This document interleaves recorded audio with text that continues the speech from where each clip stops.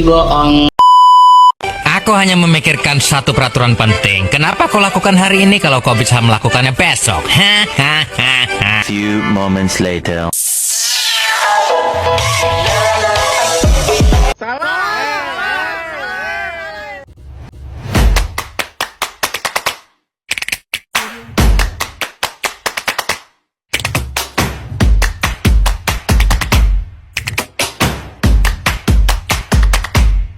Di sini saya akan menjelaskan tentang neraca bagian pasifa, yaitu juga dikenal sebagai neraca kewajiban atau bagian dari laporan keuangan yang mencatat semua kewajiban atau utang yang dimiliki oleh sebuah perusahaan.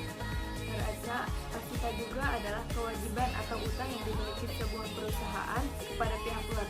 Ini mencakup semua jenis kewajiban yang harus dibayarkan oleh perusahaan, seperti hutang kepada pemasok, pinjaman bank, hutang pajak, gaji yang masih harus dibayar, dan lainnya. Selanjutnya itu jenis-jenis neraca bagian pasifa dibedakan menjadi dua, yaitu pasifa lancar dan pasifa tetap. Yang pertama, pasifa lancar adalah utang atau kewajiban yang harus dilunasi dalam jangka waktu yang singkat, biasanya kurang dari 1 tahun. Contohnya utang dagang, utang wesel, dan beban yang harus dibayar, misalnya gaji, listrik, dan sebagainya. Yang kedua itu pasifa tetap atau pasifa jangka panjang, adalah utang yang jangka waktu pelunasannya lebih dari 1 tahun atau lebih lama karena jumlah utangnya lebih besar, misalnya utang obligasi, hipotek, dan hutang pemegang saham. Adapun komponen-komponen yang bagian dari neraca pasifa meliputi yang pertama, kewajiban. Kewajiban merupakan kewajiban perusahaan kepada pihak yang lain harus dibayar dengan sumber daya yang dimiliki. Kewajiban juga dibagi menjadi dua. Yang pertama, kewajiban lancar, current liabilities. Yang kedua, kewajiban jangka panjang. Yang kedua, ekuitas, yaitu sisa kepemilikan dalam aset perusahaan setelah dikurangi semua kewajiban. Selanjutnya itu fungsi neraca bagian pasifa. Yang pertama, mencatat kewajiban finansial perusahaan seperti utang, pinjaman, gaji, tunjangan karyawan, dan pajak yang harus dibayar. Yang kedua, menilai kesehatan finansial perusahaan dengan menunjukkan seberapa besar kewajiban yang harus dipenuhi. Yang ketiga, mengelola risiko keuangan dengan memahami kewajiban yang tercatat. Yang keempat, meningkatkan transparansi dan akuntabilitas dalam pelaporan keuangan. Berikutnya yaitu tujuan neraca bagian pasifa.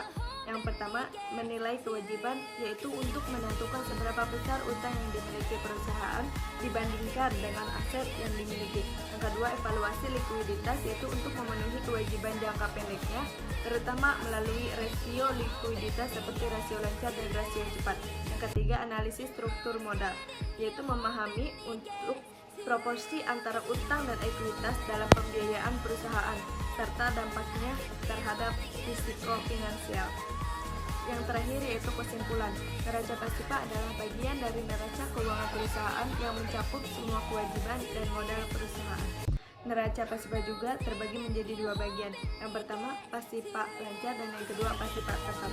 Di dalam neraca pasifa tersendiri memiliki fungsinya, yaitu mencatat kewajiban finansial perusahaan, menilai kesehatan finansial perusahaan, mengelola risiko keuangan, meningkatkan transparansi dan akuntabilitas dalam pelaporan keuangan.